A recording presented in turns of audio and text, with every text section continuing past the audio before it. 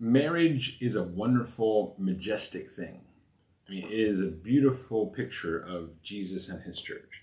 It is a beautiful picture of two coming as one, as a one entity to help the family, help society. Marriage is an absolutely phenomenal thing.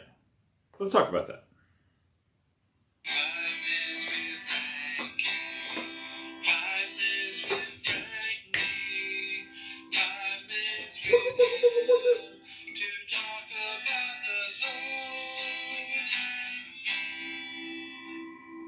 Yeah, good morning, beautiful people. It is Friday? Yeah. Just having a bad day yesterday. Didn't go on, but today, all good. So, marriage is just like this partnership that we're moving towards Jesus. Two people who get married who are Christian should have Jesus at the center, and then we're moving closer to Jesus. And as we do that, we move closer to each other. And that's marriage. Marriage is not,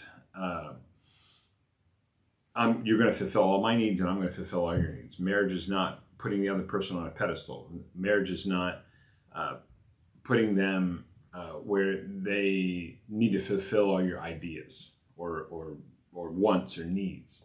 It is God who fulfills those things. And as God fulfills those things, we in turn help each other. It's a relationship of a beautiful picture if we put God first.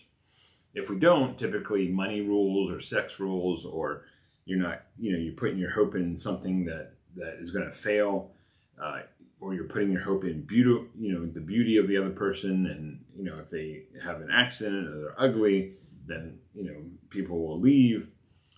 Shallow relationships, based on what they're going to do for me.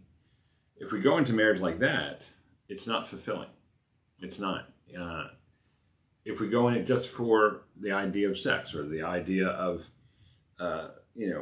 this romantic love and not agape love. Agape love is unconditional love or godly love. And then, as Matthew chapter 5, 6, and 7 says, it's a heart issue, It's not a physical or mental or emotional. It is a spiritual heart issue where we put our trust. Now, when we put our trust in God in our marriage, then that's great. We're pointing in the same direction. Now, are we going to have problems? Yeah. We're going to have arguments? Yes. But we can resolve those through Jesus and helping each other.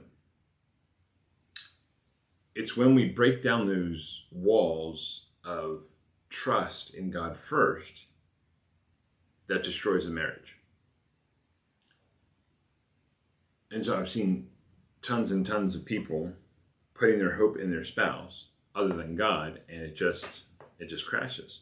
Now, one person can have total confidence in God and faithfulness and wonderfulness, but if both of you are not doing that, it's going to be hard. How can you go in one direction and the other one going this way and pulling each other all the time? And so eventually something happens. And so it starts with the heart, it starts with a little sin, and it builds and it builds and it builds. And eventually you're going to be abusive or you're going to cheat because you think somebody else fulfills those needs other than your spouse. And when that happens, it's an ugly word, and God can forgive these things. I'm not saying God can't, but it's an ugly word, and it hurts the family, it hurts society, it hurts the church, it hurts a lot of people. And, one side might not want to do this, but there's no other choice. And so God is really specific on the heart issue. And he says this in Matthew 5, 31 through 32. It was also said, whoever divorces his wife, let him give her a certificate of divorce. But I say to you that everyone who divorces his wife, except on the ground of sexual immorality, makes her commit adultery, and whoever marries a divorced woman commits adultery. This is a hard teaching. We have to understand this, that it's a heart issue. If you're going to enter a relationship with somebody, and that godly commitment and that marriage covenant, it is serious. And I don't think people realize that. It is a serious thing to make that covenant in front of God and other people. It's so serious that when we are ripping that away, it's like ripping flesh off of you. It's like ripping bones and tendons. Because in God's eyes, when you're married, you're one person. And so divorce is a struggle. It is a hardship on both parties. And so if the man is supposed to be the spiritual head of the household, and the husband is supposed to be leading spiritually and having that covenant with God and his wife, then he needs to take it seriously. I don't think we take marriage seriously anymore. Just a flippant of, hey, let's get married, here's the certificate, and we can just divorce over anything. We really need to reconsider what marriage is and give it back to God. It's a beautiful thing, but it can be horrible if we're not putting our faith and trust in God first and letting the heart issue be God's issue. So my encouragement for today is pray for those who are going through this. Pray for those who are hurting. Pray for those who need support from the Christian community as you're going through this.